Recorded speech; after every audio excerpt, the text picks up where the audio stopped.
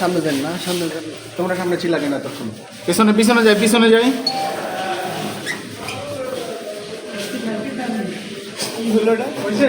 ঠিক আছে, যেমন এটা হবে হবে আমরা পিছনে যাই।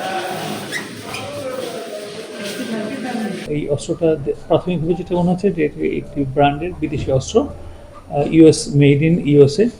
তো আমরা ওই গুলি পাইনি, সাথে গুলি পাইনি। তো আমরা চেষ্টা করছি যে গুলি উদ্ধার করা বা অস্ত্রর বাকি অংশটা উদ্ধার করা আমরা চেষ্টা করে যাচ্ছি।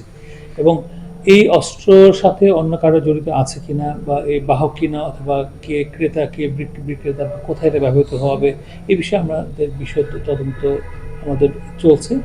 আর এই সংক্রান্তে একটি নিয়মিত অস্ত্র মামলা রুজু করা হয়েছে টঙ্গী পূর্ব থানায়।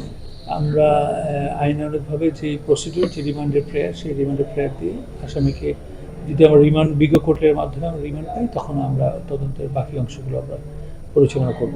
আপনারা লক্ষ্য করবেন যে গত সপ্তাহে আমাদের গাজীপুর মহানগরীর গাছা থানায় আমরা দুটো পিস্তল উদ্ধার করেছিলাম, 24 রাউন্ড গুলি সহ দুটো 4টি ম্যাগাজিন এবং দুটো পিস্তল উদ্ধার করেছিলাম। তা আর আজকেও আপনার কোনাবাড়ি এলাকায় যে যৌথ বাহিনী কিছু গুলি উদ্ধার করেছে। সানশাইন আটা ময়দা সুজি, ভালোবাসায় তৈরি। এটা কিন্তু আমাদের মেট্রোপলিটন এলাকায় নিয়মিত এই অভিযান অব্যাহত রয়েছে এবং আমরা আশা করি নির্বাচনের আগে আমরা বেশ কিছু সাফল্যজনক অভিযান পরিচালনা করতে পারবো।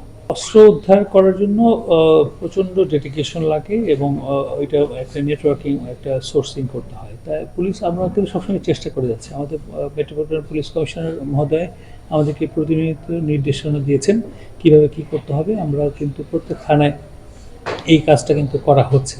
এখন হয়তো অনেক ক্ষেত্রে অভিযান চলে, আপনারা হয়তো জানতে পারেন না, যেটা সাকসেস হয় সেটাই আপনারা জানতে পারেন।